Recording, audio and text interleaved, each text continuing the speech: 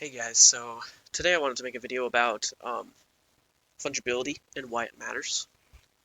A lot of people come into Monero um, with the idea that Monero solves the fungibility problem, which it does, along with the scaling and cheap transactions it provides. These are the main things that should be most attractive to new users of Monero. But I'm going to talk to you guys about why fungibility is such a pressing issue and why um, you should be worried about this if you aren't. I expect that if you're on Monero and you're already involved in Monero in some way, you probably already are somewhat aware of these issues, but I just wanted to kind of give a deeper understanding and broader understanding of what's going on the Bitcoin network right now and how it's only going to get worse. So, this is a blog from a guy that I follow on Twitter called Seth Simmons, page about Bitcoin's fungibility graveyard. So, here's an introduction. You can pause this video and read this if you'd like to. I'm not going to read it, but it's basically a page that talks about real world examples of fungibility problems in Bitcoin that doesn't allow people to spend or use their Bitcoin the way that they should be able to if it were fungible. So here's the Wasabi section. Binance account is frozen upon attempted withdrawal to Wasabi wallet for mixing. Paxful account is frozen upon attempted withdrawal. Bitfinex account is frozen. Bitstamp is frozen, or I mean is flagged months or years after. This is another thing with Bitcoin that a lot of people might not be aware of is if you screw up now, it's permanently there forever. If you screwed up 5 years ago, it's still there. So the mistakes that you make now on Bitcoin may come back to bite you years down the road if they are big enough mistakes. Um, a lot of people aren't aware of this, but transparent ledger means that this is part of the deal. Um, Bitvavo closed upon withdrawal. Here's a Samurai section. Bottle pay deposit is rejected. Paxos account is frozen. Join market. BitMEX account. CoinJoins. Here's another interesting thing that a lot of people bring up. Oh, I'll just coin join my Bitcoin and that will make it fungible. Um, no, it doesn't work like that. Fungibility is binary. You can either trace the history of coins or you can't. If a history of transactions exists, like with Bitcoin, you might be able to obfuscate that history with CoinJoin, but all you're really doing at the end of the day is trading that pre-existing history for CoinJoin history. And that could be a good thing or a bad thing depending on the taint that your Bitcoins currently hold. For example, you would never CoinJoin Virgin Bitcoin. It just makes no sense. There's no history tied to it. Um, but you would coin join coins that were used on the darknet market. But at the end of the day, there's always a history on Bitcoin. It's either a history, a lack of history, good history, bad history, coin join history. Doesn't matter. There's always going to be history. Um, that makes Bitcoin not fungible. The only thing that would make Bitcoin fungible is if there was no way to track the history. It's binary. A user receives tainted Bitcoin that could cause two accounts to be locked from BISC. So I don't know if this is the report that this is talking about. I'm not going to click on that link, but basically, if you're using a P2P exchange, your Bitcoin can also be flagged because you used a P2P exchange, a decentralized exchange, aka.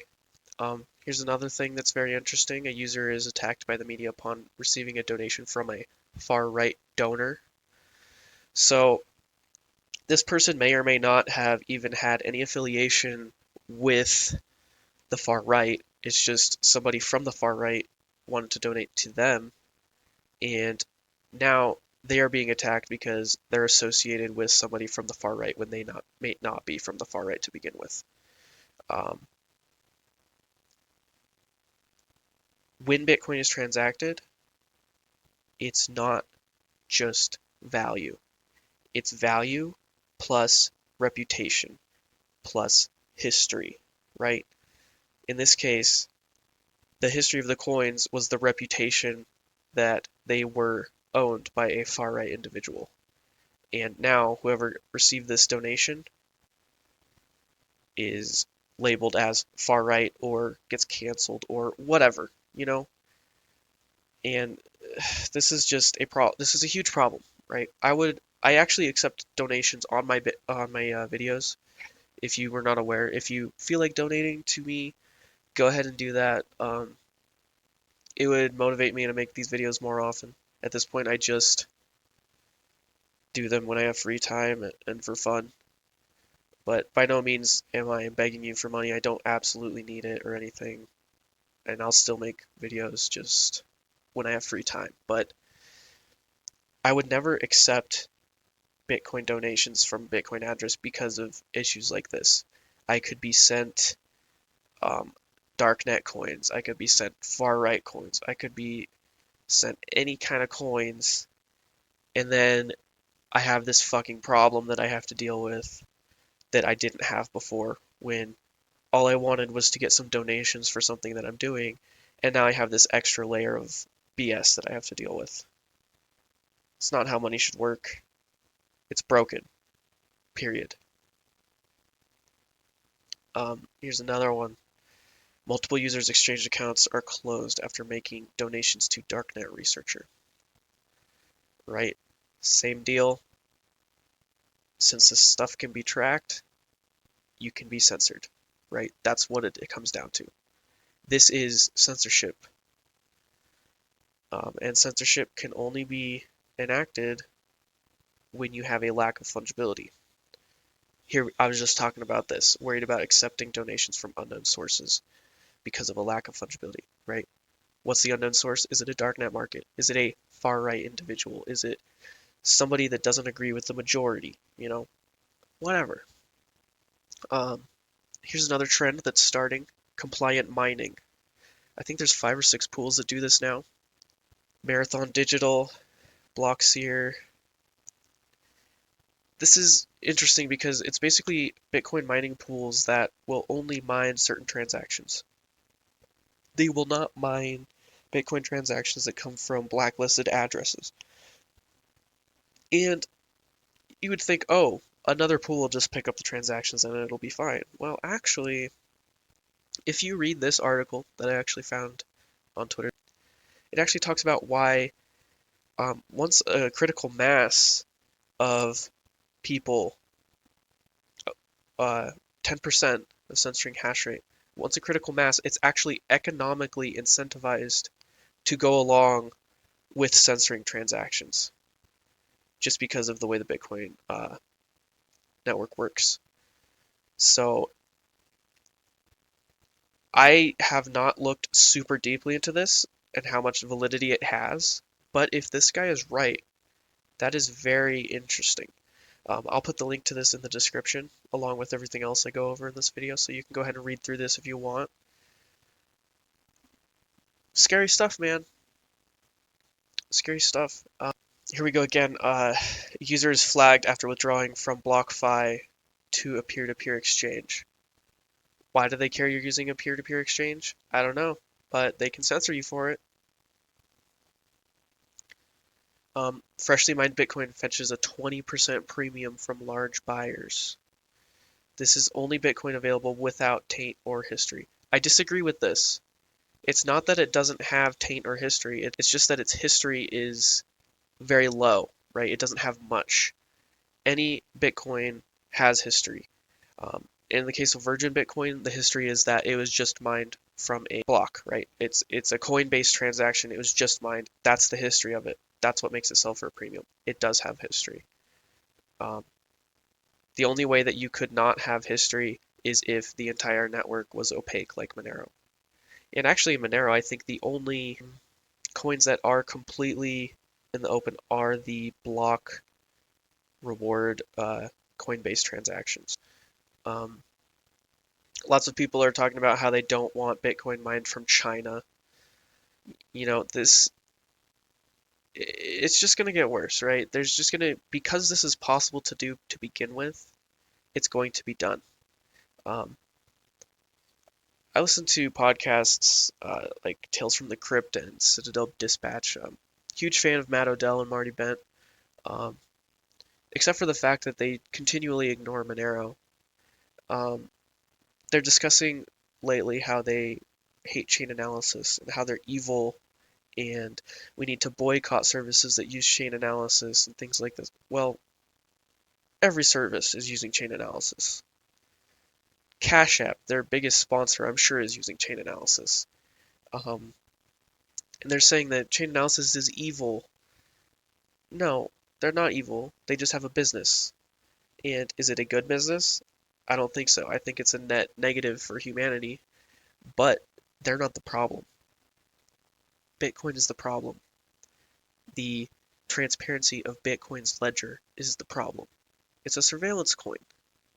And the surveillance is happening, as we see here. This is only a small number of what I'm sure is going on. This is just what one individual has been able to gather up, and I'm sure that there's many instances of this that have never been mentioned online or have been mentioned online, and Seth Simmons has not been able to find it or see it. But this stuff is only going to get worse. This is just the beginning, and it's very scary. Um, Lightning Network and taint coins, a lot of people say that Lightning Network will solve the problem, and it can in some regards, and it doesn't in other regards. You can go ahead and read this part and see why that may or may not be the case. Um, he talks about how, oh, I'll just do a CoinJoin, that'll solve the problem. Well, I just went over why that's not the case either. Change it to Monero and back. Um, that's also a possibility. This guy in this article takes a very objective view as well. I really like his work here. 2 Bitcoins, that's what this will create. This whole thing that I'm talking about, it'll create 2 Bitcoins. It'll create on the same network, there will be Bitcoins that are coin joined, that are darknet coins, that are seen as dirty, um, don't want to touch them, um, Chinese coins, coins that were put through this service or that service, or used to be owned by a neo-Nazi, or this or that, or blah blah blah. And then there's going to be coins that have been um, in regulated institutions, KYC attached through their entire history, um, totally surveilled basically through their entire histories from inception to wherever they are now. Um, so chain analysis as well raised $100 million at more than $2 billion valuation to expand its enterprise. This stuff is not slowing down, guys. Chain Analysis and Elliptic are two of the main companies right now. 2 billion. That is absolutely massive. These people want to destroy your privacy. They want to surveil you. This is a huge problem. And the solution is obvious to me. Occam's razor, guys. It's Monero. And a lot of maximalists don't want to admit that, but I think they're going to have to over the coming years. They're going to have to realize that this is just going to get worse and it's not going to stop. But everybody's so concerned about number go up right now. No, number go up, number go up. Yeah, number will go up and you'll be completely surveilled the whole way through. So is that the price you're willing to pay? Number will go up with Monero too. It'll just take time. It's fundamentally better. That's all I really wanted to go over today. Thanks for watching. Go ahead and share this with anybody that um, would be interested in this. Bitcoin's fungibility issues. These are real world examples. This isn't just a talking point of people in Monero of, to make Monero seem more legit. No, this is real. This is happening and it's getting worse. So with that warning, I'll send you guys off. Thanks for watching and I hope you learned something.